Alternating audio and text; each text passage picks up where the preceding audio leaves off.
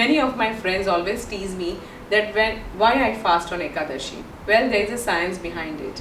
Traditionally as well as scientifically proven fact that every 15 days we must fast.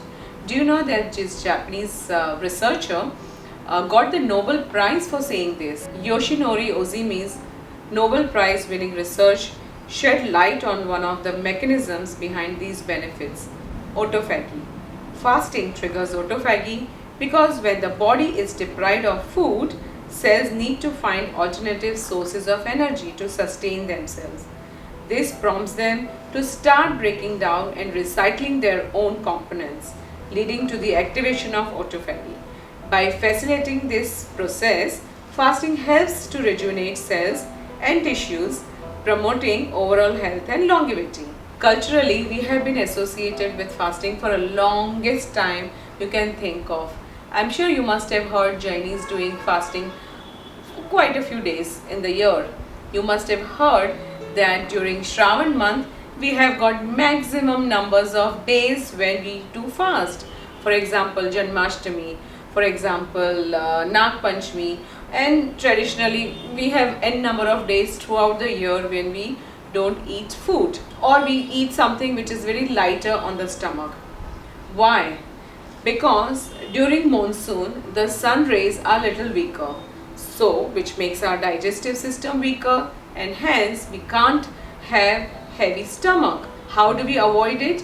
By eating less food like grains and pulses, focusing more on fruits and juices, and at the same time giving complete rest to your digestive system.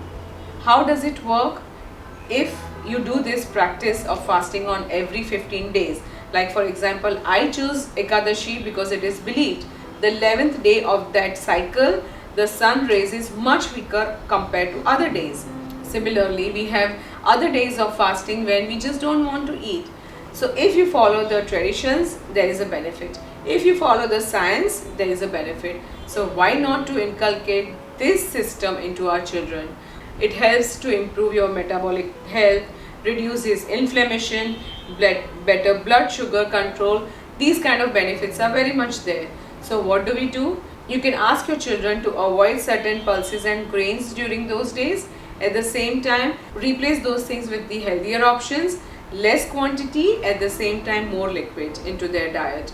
This way they will understand the benefit of cleansing of system every 15 days from the beginning.